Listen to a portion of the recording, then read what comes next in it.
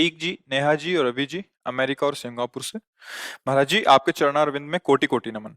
महाराज जी, हम दुनिया के विकसित देशों में रहते हैं। हमारे पास दुनिया की सभी आधुनिक सुविधाएं उपलब्ध हैं। हम लोग नौकरी, बच्चों व गृहस्थी में इतना व्यस्त रहते हैं कि जिंदगी मशीन की तरह व्यतीत हो रही है। ऐसी स्थिति में नौकरी, परिवार व सामाजिक जीवन में किस प्रकार संतुलन किया जाए कि मन में सुख और शांति का अनुभव होते हुए हम अपने कर्तव्यों का पालन कर सकें। हमें तो एक ही बात समझ में आ रही, एन केन प्रकारेण नाम जप किया जाए, क्योंकि नाम जप के बिना कुछ नहीं कर पाओगे। देखो, इतनी आयु आपकी हो गई, कोई ऐसा भोग नहीं जो भोगा ना हो। मान लो बचपन से साधु हो तो फिर ये लग सकता है, मन को सलाह दे सकता है कि अगर ये भोग भोगते तो मुझे शांति मिल जाती। उल्टा उल्टा सलाह देता है ना। भगवान कह रहे त्यागात शांतिरंतरम, भोगों के त्याग से शांति होती है। तो जितनी मन सलाह दे सकता है, चूंकि आप जवानी से ऊपर उठ चुके हो, अब यौवन अवस्था से तो ऊपर उठ ही चुके हो, तो कोई ऐसा भोग तो बचा नहीं जो मन ने कहा हो आप ना भोगा हो। अब ऐसे विकसित देशों में तो देख भी रहे हो, आपसे भी भाई कई गुना बढ़कर भोगने वाले हैं, कई गुना बढ़कर ऐश्वर्यवान है। क्या उनकी शांति आपको दिखाई देती है? उनका हृदय सुखमय दिखाई देता है? बाहर से चिकने चुपड़े, अंदर से अशांत, भ्रांत, क्लांत, असंतुष्ट, है ना। विश्राम स्थिति, शांत, एकदम मन प्रसन्न, भगवदानंद, अब कछु नाथ न चाही मोरे। ऐसा तो नहीं अनुभव होता, इन भोगों से हो भी नहीं सकता, क्योंकि शास्त्र अनुभवी सिद्ध महापुरुषों द्वारा, जो भगवत प्राप्त महापुरुष उनके द्वारा लिखे गए। तो हम ये नहीं कहते कि भोग नहीं भोगने चाहिए, हम ये नहीं कहते कि अर्थ नहीं कमाना चाहिए, हम ये नहीं कहते कि आप देश विदेश मत भागो, नहीं। जाओ, पूरी सृष्टि गोपाल जी की है, सकल भूमि गोपाल के यामे अटक का, अलग अलग सीमाएं रख दी गई है, तो मेरे कृष्ण का ही सब कुछ वैभव, सब कुछ श्री कृष्ण का ही है। सारी भूमि गोपाल जी की है, श्री कृष्ण जी की है। हाँ, अब हमें यह ध्यान रखना है, अभी तक जो हुआ सो हुआ। अब अगर ये ध्यान रख लो कि जो जो किया उसमें तो सुख मिला नहीं, शांति मिली नहीं, और ना मिलेगी। हजारों जन्म भोग चुके हो, इस जन्म की क्या बात हो, तो माया के कारण विस्मृति हो जाती है। एक उपाय है जिससे विश्राम मिल जाएगा, शांति मिल जाएगी। गोस्वामी जी कह रहे हैं, तब लगी कुशल न जीव कहूं, सपने हूं मन विश्राम, जब लगी भजत न राम कहूं, शोक धाम तजी काम। जब तक भगवान का भजन नहीं होगा भाई, मान लो मेरी बात, चाहे जहां भाग के जाओ शांति नहीं मिलेगी। चाहे जितने रुपए कमा लो, चाहे जितने भोग भोग लो, तुम्हारा मन कभी तुम्हें शांति से नहीं, ये और जलाएगा, और वासनाएं बढ़ती चली जाएंगी। जितना है उससे कई गुना बढ़कर वासना हो जाएगी। तो एक उपाय है, जैसे भी बने नाम जप शुरू कर दो। क्योंकि आप ऐसे, आपका क्या, हमारे भी देश में ऐसी आधुनिकता चल गई है, खान पान की पवित्रता नष्ट हो गई है। अब आप कोई हवन नहीं कर सकते हो, क्योंकि आपको पर्याप्त घी नहीं मिल सकता शुद्ध, धान्य नहीं मिल सकता शुद्ध, जिसमें उर्वरक खाद आदि पड़ी है ना, ये हवन करने लायक पदार्थ नहीं उपजते। गाय के गोबर की भूमि में मिलाकर उपजाए हुए अन्न के द्वारा बड़ा पवित्र चाहिए ना। तो यज्ञ गई। अब ध्यान आप बैठ के देखो कुछ मिनट, क्या ध्यान में आता है? अंधकार और वासनाओं की दौड़ भाग। अंदर देखो ला, आंख मूंद के बैठ जाओ, आपके हम ध्यान कर रहे हैं, हमें पता है क्या ध्यान कर रहे हो। अंधकार और वासनाओं की दौड़ भाग, अंदर देख लो। क्योंकि अंदर वाली बात है ना, ये बाहर से नहीं। दौड़ भाग वासनाओं की, इतनी एकाग्रता और इतनी अध्यात्म शक्ति नहीं रहेगी कि मन और इंद्रियों को रोक दे वहीं। ध्यान गया। अब पूजा, कौन सी ऐसी पूजा सामग्री है जिससे आप प्रभु को रिझा लोगे? सब जगह अगर एक फल लो ना, तो उसमें भी कुछ न कुछ ऐसा, या तो लेप है या इंजेक्शन लगा। किस फसल का अब भी फल ले लो, तो बिना इसमें केमिकल लगाए वो बना हुआ है क्या? वो अपनी क्षमता खो चुका है। उसके ऊपर जो क्षमता है वो औषधियों की, केमिकल की। भगवान को कैसे हम भोग लगाएं? शुद्धता चल जा रही है। शुद्धता कहाँ है? कहाँ शुद्धता है? जिसे पवित्रता कहते हैं, न इंद्रियों की रह गई न शरीर की रह गई। अब आप सब ये देख ही रहे हैं, क्या जितेंद्रियता। अरे ये जो चल रही आधुनिकता, आप देख रहे हैं इसमें जितेंद्र। अब कैसे उसको सुधारा जाए? क्या उसका जीवन बच्चे को होगा जिसको यही पता नहीं कि जो मैं क्रिया कर रहा हूं वो मेरे जीवन का नाश कर रही है? कब यौवन अवस्था उसमें संचरित होगी? गेहूं की फसल किसान आदमी अगर कोई होगा तो जानता होगा, एक अवस्था को कहते हैं गलेथ। गलेथ माने अभी बाली निकलने को है, उस समय फसल काट लो, एक भी दाना नहीं मिलेगा और भूसा भी वो पावरफुल नहीं रहेगा उसका। अगर वो समय से परिपक्व हो जाती है तो 50 मन गेहूं वहीं से होता है। ऐसे ही 20 वर्ष तक की अवस्था कम से कम ब्रह्मचर्य युक्त रहे, फिर गृहस्थी आदि में, तो वो कभी डाउन नहीं होगा, वो कभी नष्ट प्राय नहीं होगा। उसके अंदर में अध्यात्म शक्ति ब्रह्मचर्य की रहेगी और वो थोड़े समय के बाद फिर अपने संयम में आ जाएगा। अब वो बच्चा वो संयम लायक ही नहीं रह गया, क्योंकि जैसे वो गलेथ में गेहूं काटे एक भी दाना नहीं। अभी तो उसका ब्रह्मचर्य बनना शुरू हुआ था, उसने जीवन को नष्ट कर दिया। अब कौन सी साधना होगी? ध्यान होगा, इससे पुरुषार्थ बनेगा। एक उपाय कलयुग में रह गया, केवल नाम। नाम, ये बड़े बड़े महापुरुषों को शोध।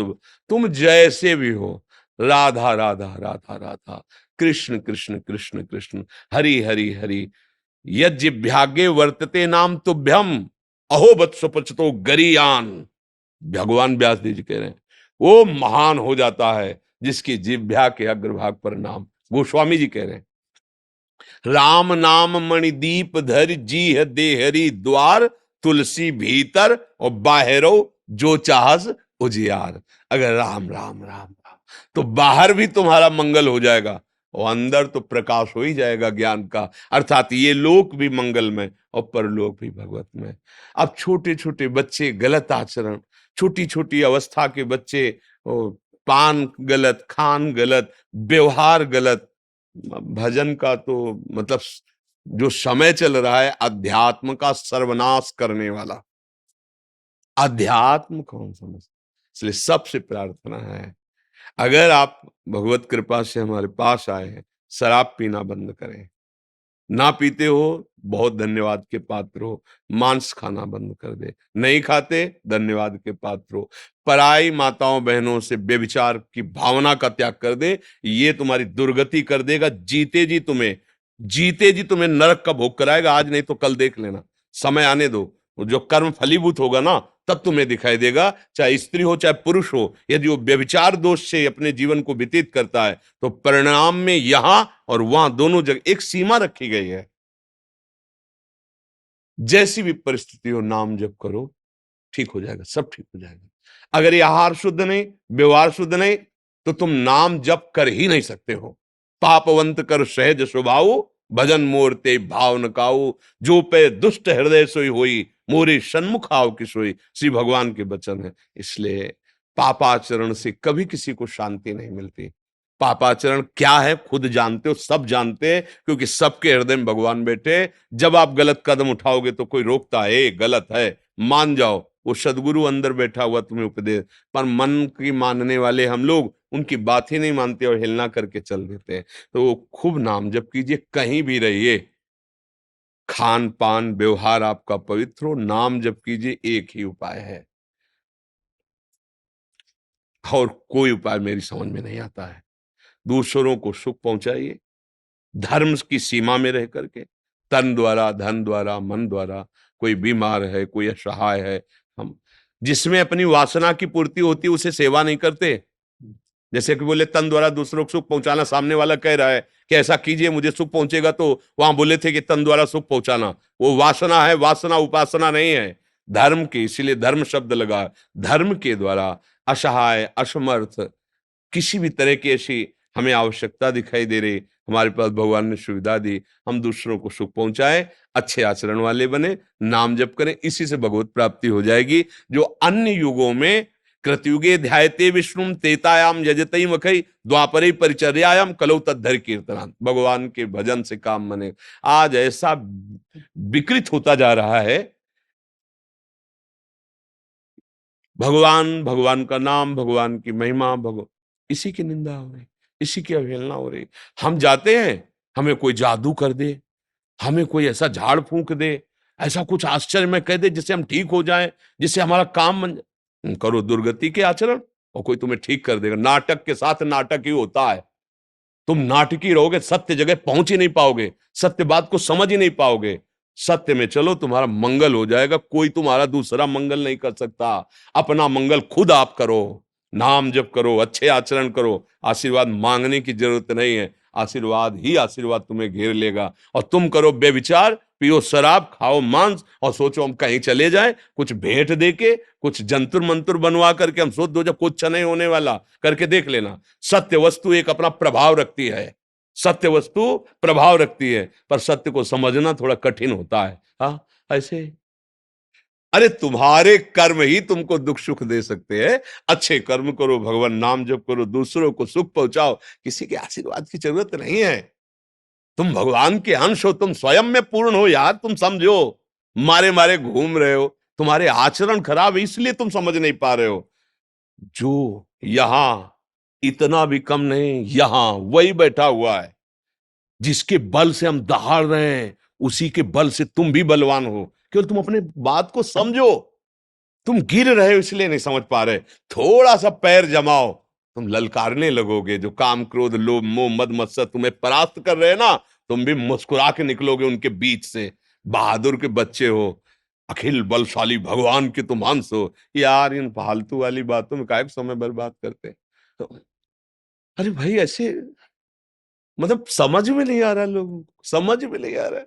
भागे घूम रहे। अरे उतनी देर बैठ के राम राम जप, कृष्ण कृष्ण जप, राधा राधा जप, किसी की जरूरत नहीं तेरे को। तो बैठ। सत्संग संत संग क्यों किया जाता है? क्योंकि मैं संतों के पास जाऊं। हमारे पास इतना समय नहीं कि वेद क्या कह रहे हैं, पुराण क्या कह रहे हैं, शास्त्र क्या रहे हैं। 5 मिनट 10 मिनट बैठने को मिला, शास्त्र सम्मत बात बता दी। हम अपने आचरणों का उन्हीं से निरीक्षण परीक्षण किया, गंदे आचरणों का त्याग किया, अच्छे आचरणों में चलकर नाम जप करें। बोले बड़ी गुरु कृपा हो गई हमारे ऊपर, तो संत कृपा हो गई, हमारा जीवन मंगलमय हो गया। तो किसने? आपने किया, क्योंकि आपने बात स्वीकार की तो हो गया। ये भ्रम में मत रहना कि तुम्हारे ऊपर कोई हाथ धर देगा या पांव धर देगा या कोई जादू टोना कर देगा, तुम अमर हो जाओगे, सुखी हो जाओगे। भ्रम मत रखना। हम आपसे प्रार्थना करते हैं, खूब बचपन से बड़े बड़े महापुरुषों का संग किया है, उसका फल एक मिला है। आप स्वयं अपने आचरण सुधारिए और नाम जप कीजिए, आप परम सुखी हो जाएंगे। भगवान गीता में उपदेश कर रहे हैं अर्जुन को। सामने भगवान है। अनन्यश्चिंतयन्तु माम, मेरा भजन कर, अनन्य चिंतन कर, योग से मैं वाहन करूंगा। तू चिंता मत कर, चिंतन कर। करना पड़ेगा चिंतन। भगवान सुख सिंधु सामने खड़े हैं, उनसे कह रहे हैं ये काम क्रोध आदि दोष जो आने वाले हैं, ये आगमा पाइनु अनित्यास तास तितिक्षस्व भारत, सहन कर इनको, इनको सहन कर। व्यथित होकर कुमार्गामी मत बन, इनको सहन। भगवान उपदेश कर रहे हैं, अगर सहन करेगा तो मुझे जान जाएगा। सामने खड़े हैं। भजन करेगा तो मुझे प्राप्त हो जाएगा, सामने खड़े हैं। मतलब क्या है? मतलब आप भगवत प्राप्ति करोगे। आप भजन करके सुखी बनोगे। ये सब छोड़ो। मन की जो ये भाग है ना, वहां भाग के चला जाऊंगा, वो छूछा कर देंगे, वो कुछ नहीं, कुछ नहीं। अखिल मायाधीश प्रभु के चरणों का भजन किए बिना कोई सुख शांति को स्वप्न में भी नहीं प्राप्त कर सकता। जाके देख लो। हाँ, तुक्का लग जाए, जैसे होता है ना कि अब आपका पुण्य प्रकाशित हो रहा है, आप संयोग से यहां आ गए, अब काम पे काम बनता चला जा रहा है। आपको लग रहा है जिस दिन से बाबा के दर्शन के, यार मतलब पुण्य का उस समय क्रम चल रहा है, पुण्य का। अब आप पाप भी करोगे तो क्रम चलता रहेगा कुछ दिन तक, और जहां पाप का क्रम आया भोगने का, अब आप पुण्य भी करो तो आपको दुख मिलता रहेगा, क्योंकि क्रम उसका चल रहा है। अज्ञानी जी इस बात को समझता नहीं। किसी के आशीर्वाद, किसी की कृपा हम इतने के लिए समझते कि हमारी बुद्धि शुद्ध हो जाए और हम सबको सुख पहुंचाएं, खूब नाम जप करें, अच्छे आचरण करें। सुमन भट्टाचार्य जी कोलकाता से। महाराज जी राधे राधे, आपके चरणों में कोटि कोटि प्रणाम। महाराज जी, कृपा और आशीर्वाद में क्या अंतर है? किसी कामना की पूर्ति के लिए जब हम किसी संत या भगवंत की आराधना करते हैं तो उस कामना पूर्ति के लिए जो वचन निकलते हैं उसे आशीर्वाद देते हैं। और कृपा का मतलब होता है गोद में बैठना। आप चाहिए, सिर्फ आप चाहिए, उस पर कृपा अवतरित होती है। आशीष हुआ और आप अपनापन कहीं और दिए हैं। कृपा हुई, सब जगह से अपनापन हटकर केवल प्रभु में हो गया। कृपा और आशीर्वाद का अगर भेद देखना है तो एक चरित्र से हम तुम्हें बताते हैं। विभीषण जी भगवान की शरण में हुए, पर जब शरण के लिए चले तो रावण ने लात मारी थी ना, उनके मन में था मैं उन महान प्रभु की शरण में जा रहा हूं, इसी सिंहासन पर मैं एक दिन विराजमान होऊंगा, जिस सिंहासन में बैठकर तूने लात मारा है तेरा विनाश करवाऊंगा। वही हुआ। भगवान के पास जाते ही भगवान ने पहला काम किया, समुद्र का जल मंगाकर लंकाधिपति पहले बनाया।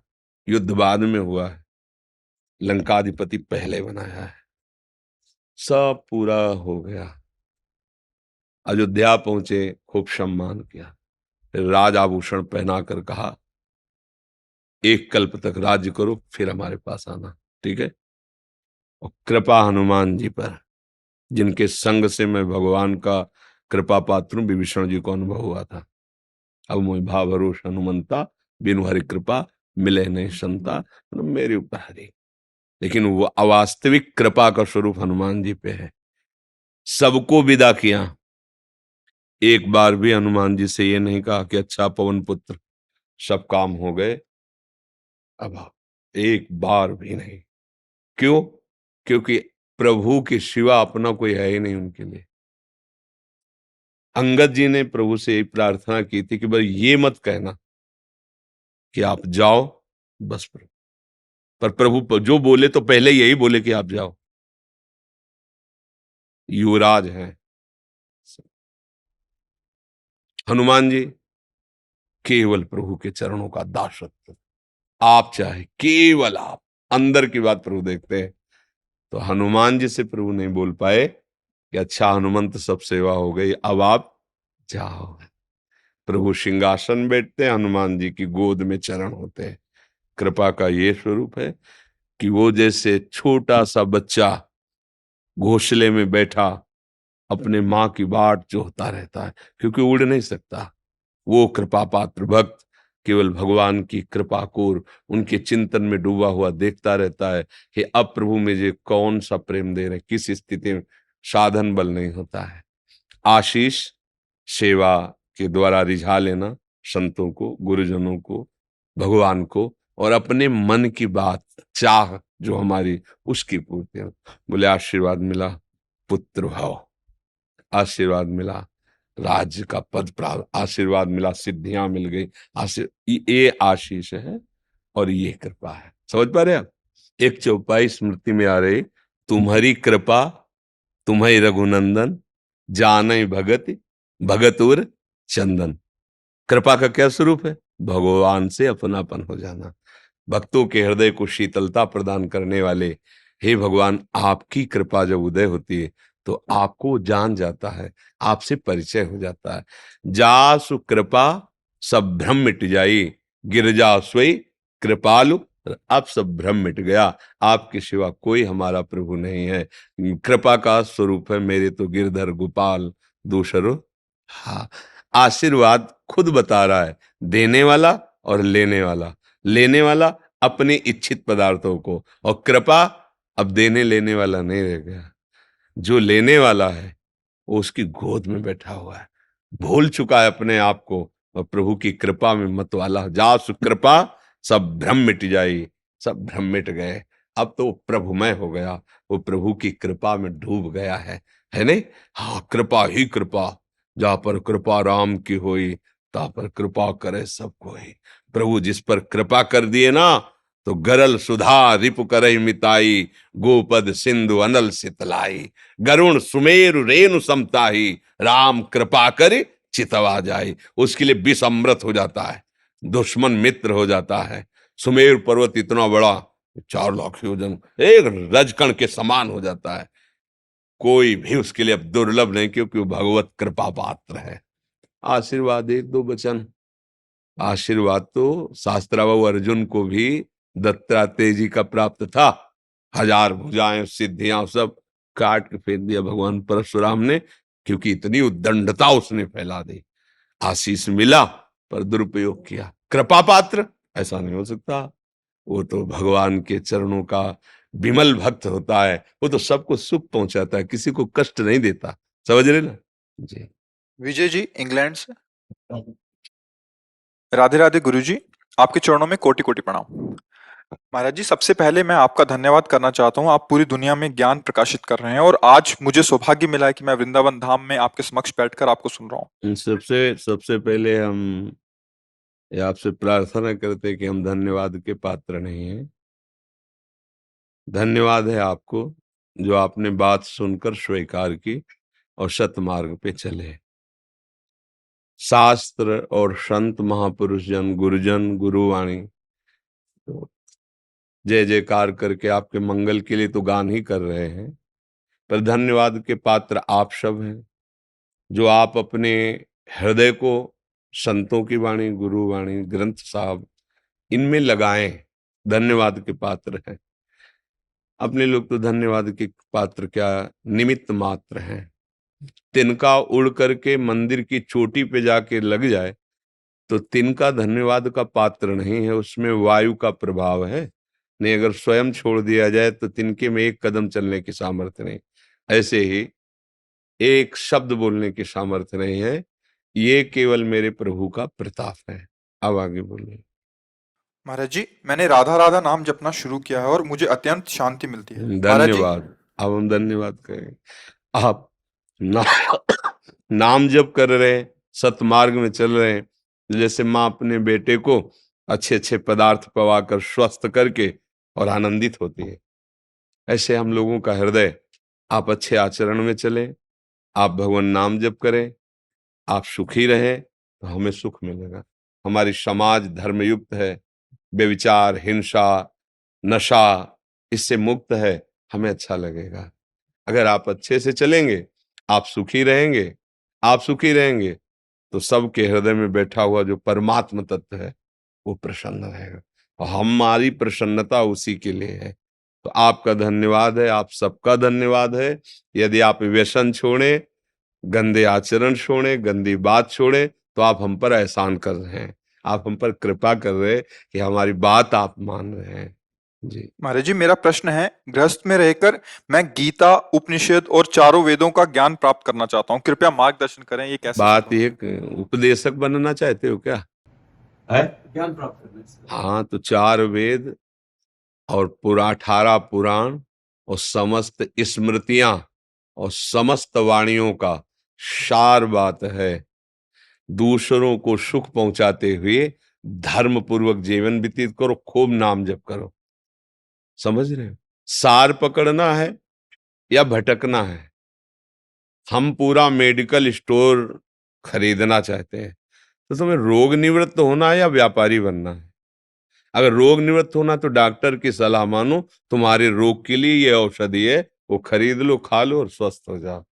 वेद, पुराण, शास्त्र ये मेडिकल स्टोर है, जो जिस माइंड का, जिस भाव का, सबके लिए औषधि है। पर सदगुरु डॉक्टर है, वो बता रहा है ये दवाई लो, इससे ठीक हो जाओगे। बस तो बात बन। इस शास्त्रों को जानते हो क्या कहे? अरण्य, शास्त्रारण्य। अरण्य माने बड़ा जंगल। अब उस बड़े जंगल में अगर फंस गए तो पूरा जीवन निकल जाएगा। जिस रास्ते से निकलना वो पकड़ ही नहीं पाओगे।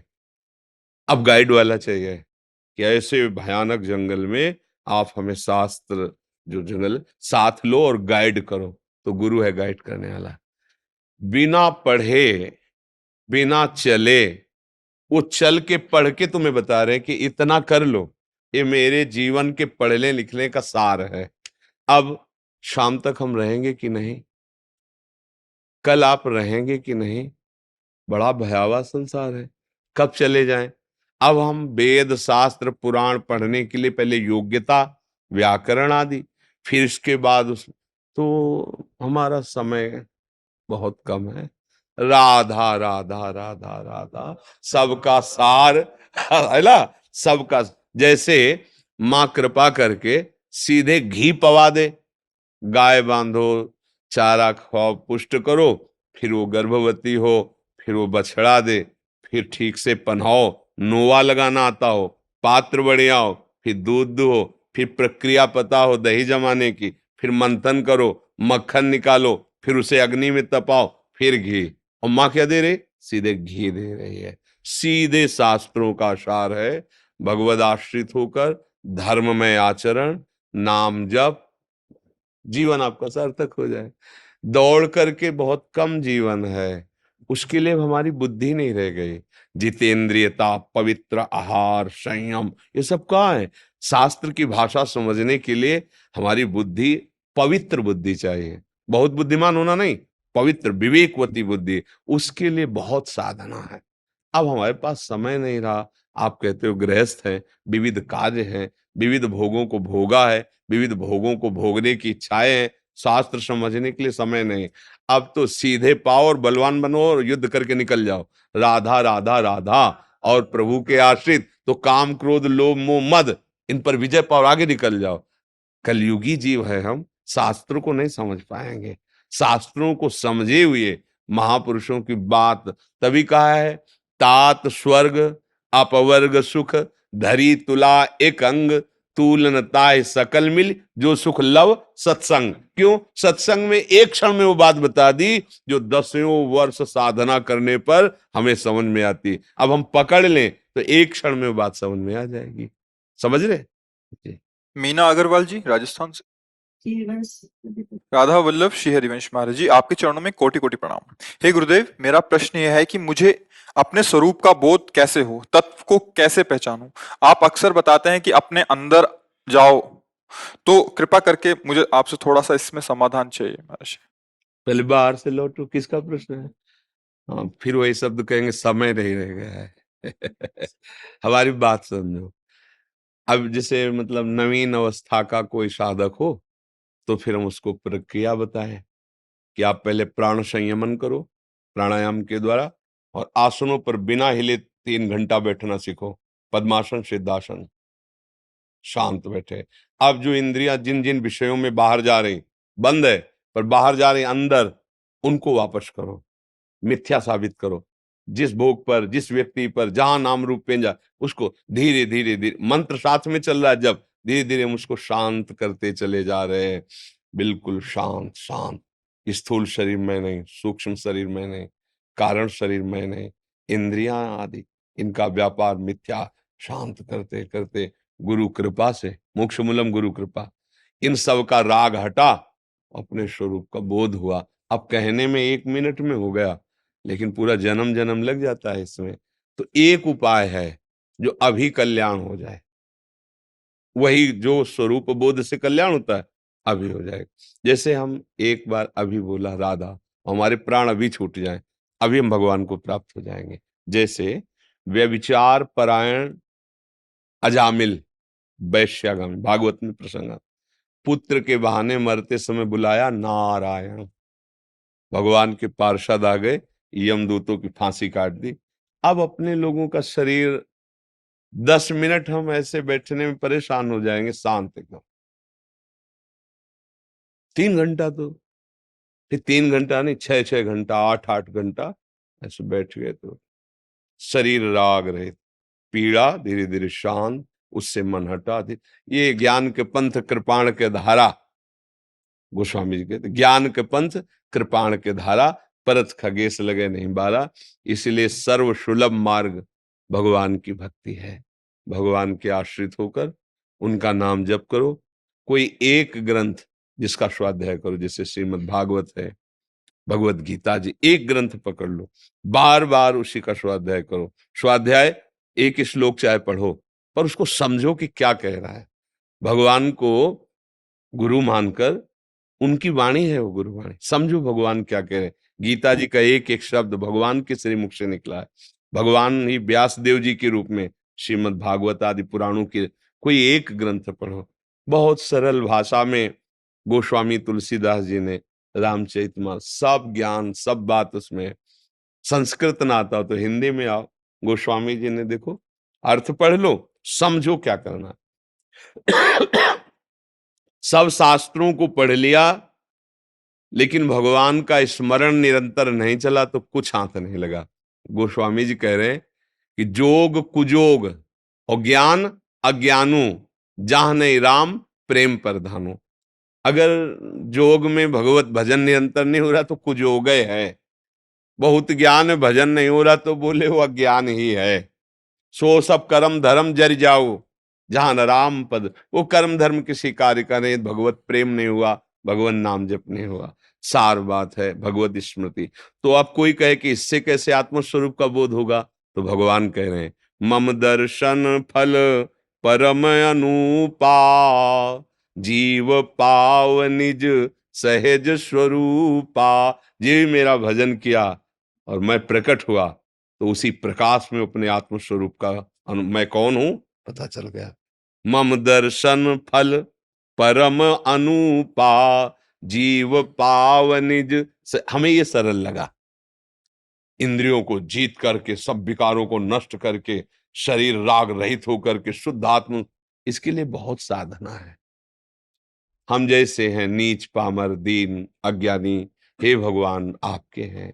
हे हरि, हे प्रियाजू, मैं जैसा हूं आपका हूं और नाम जप कर रहा हूं, पक्का मंगल हो जाएगा, पक्का। पुत्र के बहाने से नारायण बुलाया तो भगवान मिल गए। अपने जानबूझकर नारायण बोलेंगे तो भगवान नहीं मिल जाएंगे। हरि बोलेंगे, कृष्ण बोलेंगे, राम बोलेंगे, राधा बोले, कल्याण नहीं हो जाएगा। विश्वास, हम कलयुगी जीव हैं। अब हमारी साधना करने वाली ना तो शारीरिक स्थितियां हैं और न मानसिक स्थितियां हैं। तो एक बात है, हरि शरणम हरि, भगवान की शरणागति अंदर से, और खूब नाम जप करो। जो ज्ञान शास्त्रों में वो आपके दिमाग में आ जाएगा, वो आपके दिमाग में छा जाएगा। क्योंकि नाम जो है उसमें सब कुछ भरा हुआ है, पूरा ब्रह्मांड भरा हुआ है, पूरे ब्रह्मांड का ज्ञान भरा, और ब्रह्मांड नायक भी उसी में भरे हुए हैं। नाम में सब कुछ है। जितना जपते जाओगे उतना ही आपका ज्ञान विज्ञान सब प्रकाशित होता चले। तो अब शरीर का समय अवस्था, वो सामर्थ्य सब नहीं रह गई है। एक दिन भोजन न मिले तो चेहरा अपना उदास हो जाएगा। और पथिकों ने इस मार्ग के कई कई दिन आहार नहीं है, हड्डी हड्डी शरीर रह गया, लेकिन अपने स्वरूप बोध के लिए साधना कहाँ है। अकेले कितनी देर बैठ सकते हो, मन नहीं बैठने देगा। असंग, पूरा जीवन असंग, तब उन्हें बोध हुआ अपने स्वरूप। बहुत सरलता से बोध हो जाए और एक कठिनता से बोध, तो हमें बोध चाहिए। तो भगवान गुरु स्वरूप है, उनकी शरण में होकर उनका नाम जप किया जाए और उनके भरोसे हो जाया जाए, सब बात बन जाएगी, सब ज्ञान विज्ञान हृदय में आ जाएगा। रजित जी ग्वालियर से। श्री हरिवंश। श्री हरिवंश महाराज जी, आपके चरणों में कोटि कोटि प्रणाम।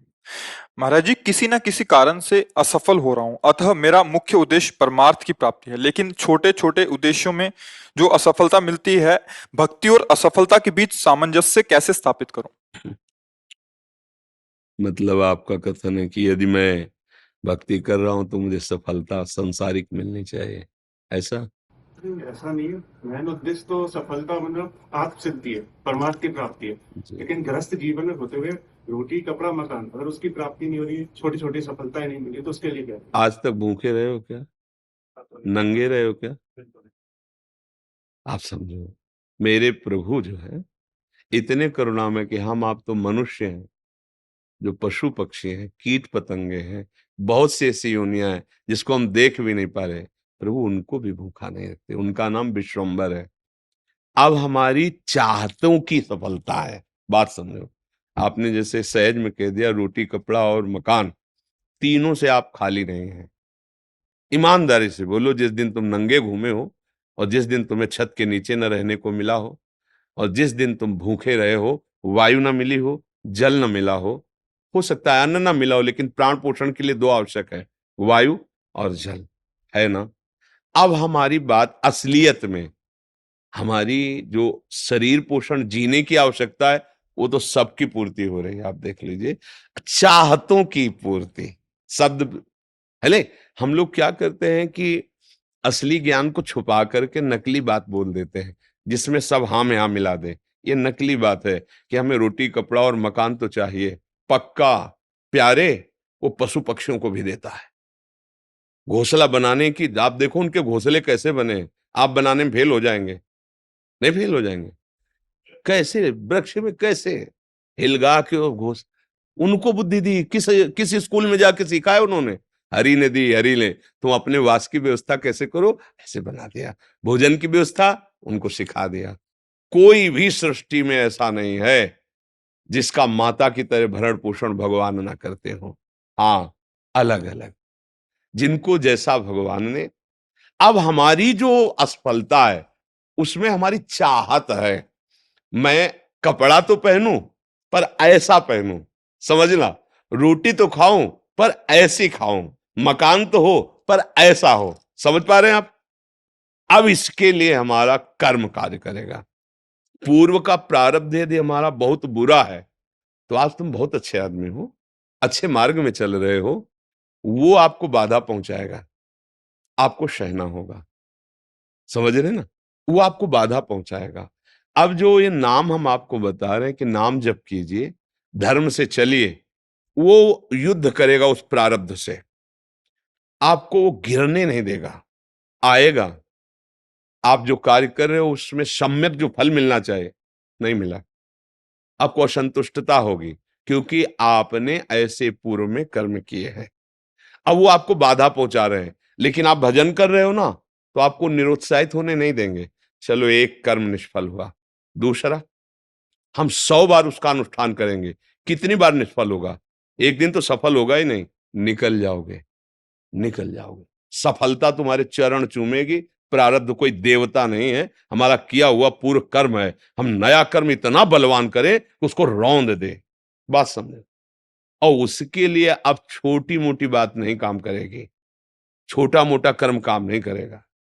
डट के हमें धर्म और डट के भजन, विध्वंस करके, अगर विध्वंस ना होते तो फिर मोक्ष कैसे होता?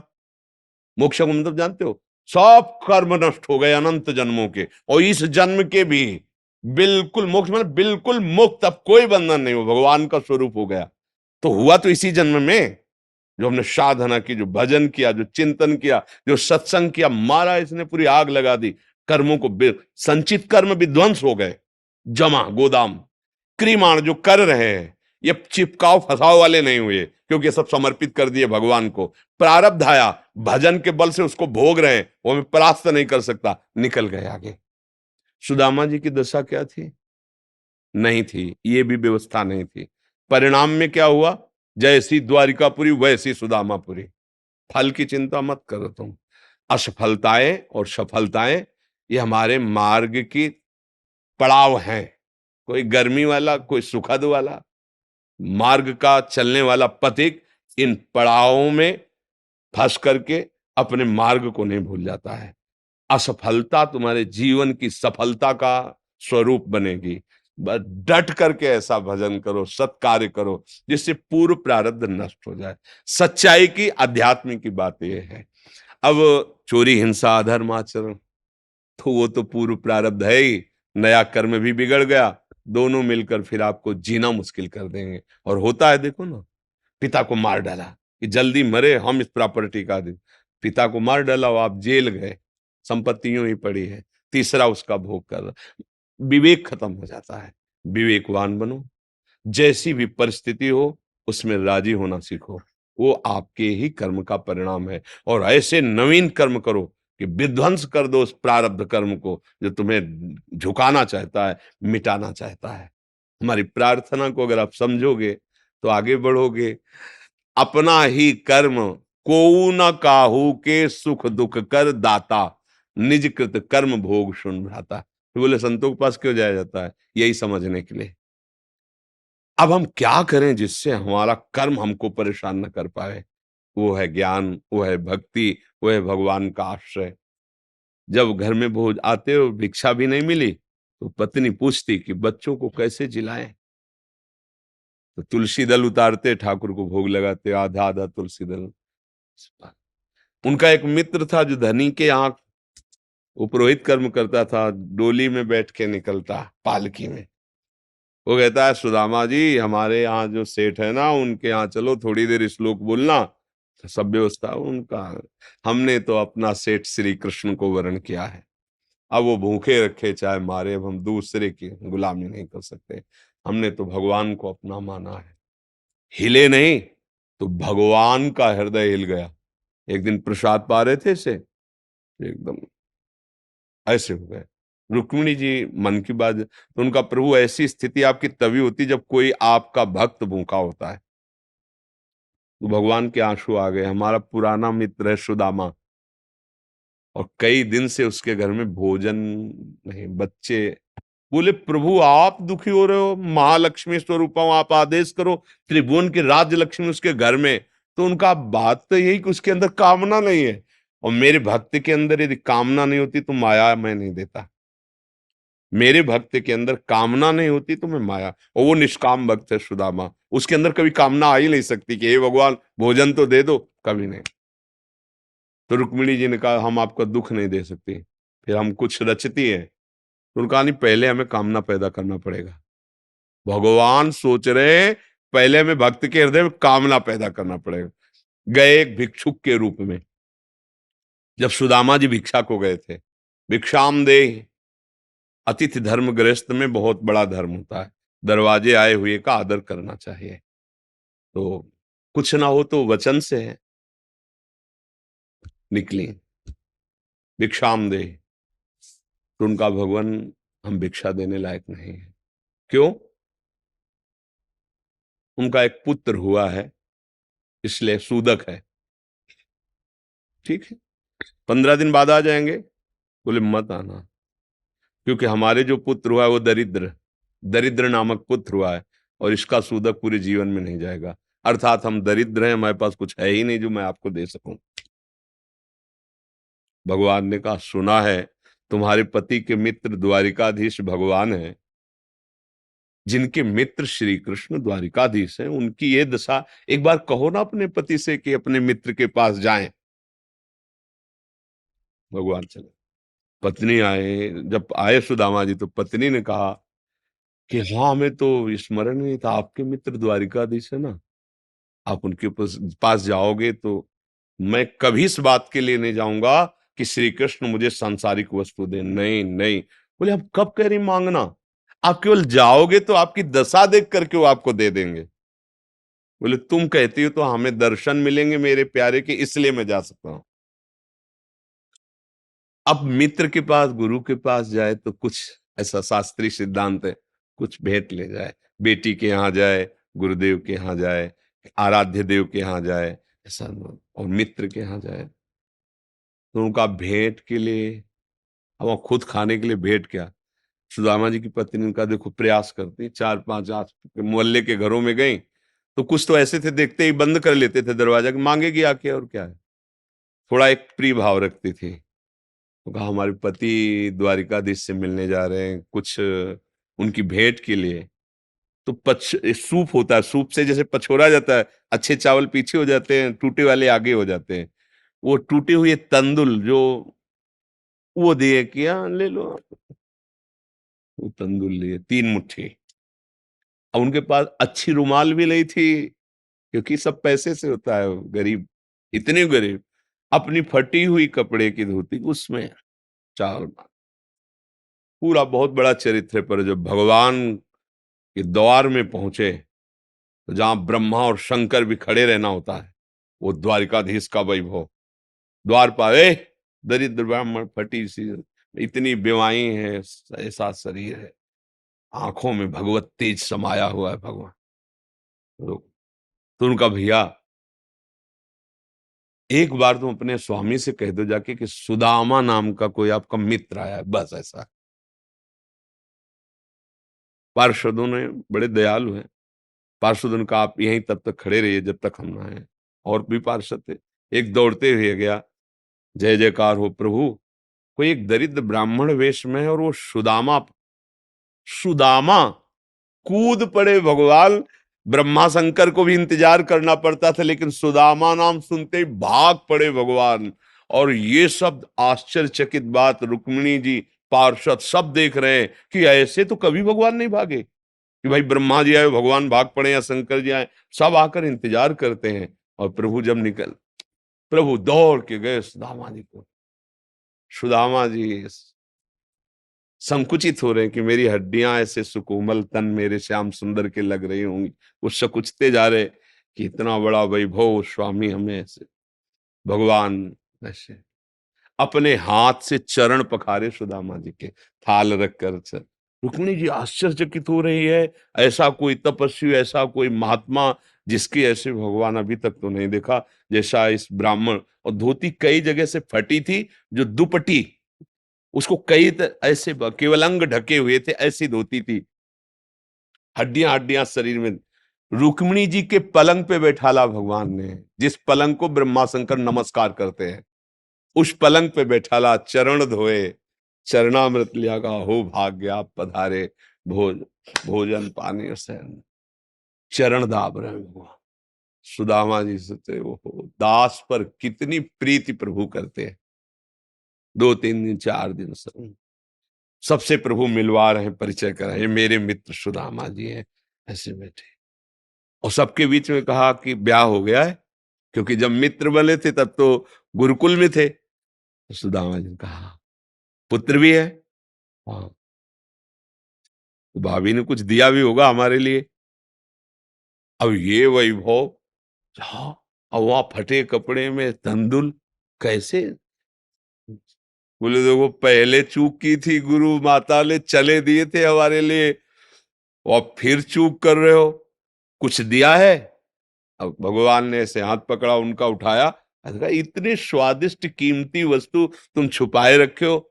खोला, उस फटे पुराने कपड़े में लपटे हुए तंदुल, रोमांच हो रहा है भगवान को। रुक्मिणी जी देख रहे हैं कि ऐसी प्रसन्नता से तो 56 भोग भगवान नहीं पाते द्वारिकाधीश, जैसी इस गरीब ब्राह्मण के तंदुल पार है भगवान। दूसरी मुट्ठी ली, तीसरी में रुक्मिणी जी ने हाथ पर, प्रभु बस इतना काफी है इनके लिए। 2 मुट्ठी में 2 लोग का वैभव सुदामा को।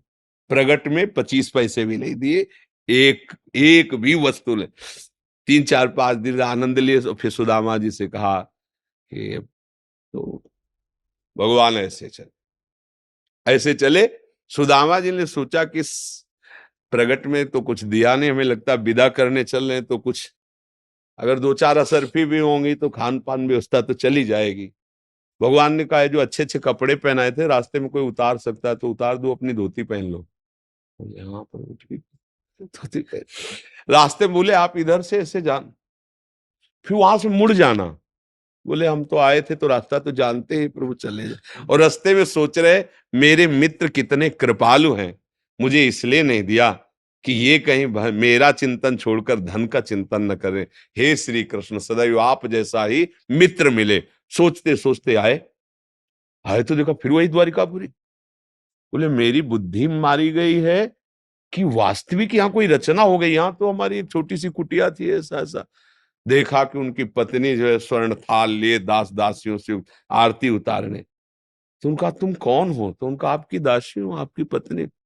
ये सब बोले जिनके पास गए थे ना, उन्होंने सब अश्रुपुलकित हो रहे कि वास्तविक तेरे दरबार की आली निराली शान ये देखी, सखावत खुद तेरी गलियों में चक्कर काटते देखा, फैलाया हाथ जिसने तेरे दरबार में आकर तुझे देते नहीं देखा, मगर झोली भरी देखी।